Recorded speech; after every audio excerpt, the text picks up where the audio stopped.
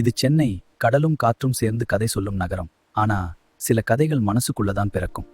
அர்ஜுன் வாழ்க்கை அவனுக்கு குறையில்லை, ஆனா பிறர் சந்தோஷம் அவன் மனசுக்கு சுமை. ரவிக்கு அது ஒரு கார் இல்ல, அவன் கனவின் பயணம். ஆனா அர்ஜுனுக்கு அது ஒரு கேள்வி, எனக்கு இல்லையா? பொறாமை முதலில் சிரிப்பாக வரும், பின்னால் நிழலாக நம்மை தொடரும். பணம் பெருசில்ல, மனசுதான் பெருச்சு.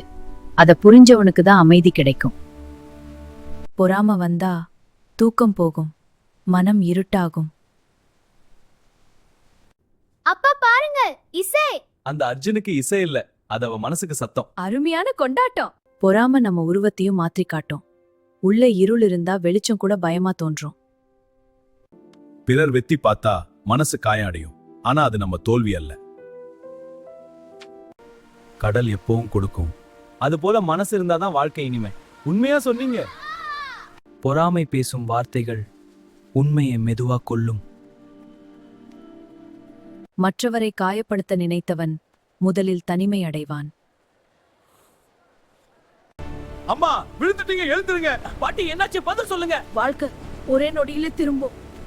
அந்த நேரம் பொறாமை நினைவுக்கு கூட வரவில்லை, உதவிதான் தேவையாயிருந்தது. நாம எல்லாம் ஒரே ஊர் தானே. ஒரு வாக்கியம் ஒரு மனச உருக்குது. அவன் மனசுல இருந்த இருள் மெதுவா ஒளியா மாறுது. மன்னிப்பு கேட்ட மனசு புதுசா பறந்த மாதிரி இருக்கும். உண்மையா? பொறாமை விட்ட இடத்தில் பாசம் நடுங்காமல் வளரும். பிறர் பாதை பார்க்காம நம்ம பாதை நடந்தால் போதும்.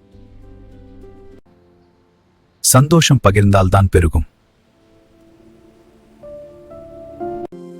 பாசம் வளர்த்தால் வாழ்க்கை மலரும். பொறாமை மறைந்த இடத்தில் நட்பு மலரும். ஆம், இந்த மரம் நமக்கு அதை நினைவூட்டுகிறது. வாழ்க்கையில பொறாமை வரலாம், ஆனா அதை விடுவது நம்ம கையில்தான். பாசம் விதை போட்டால் மனம் என்ற தோட்டம் எப்போதும் பச்சையாக இருக்கும்.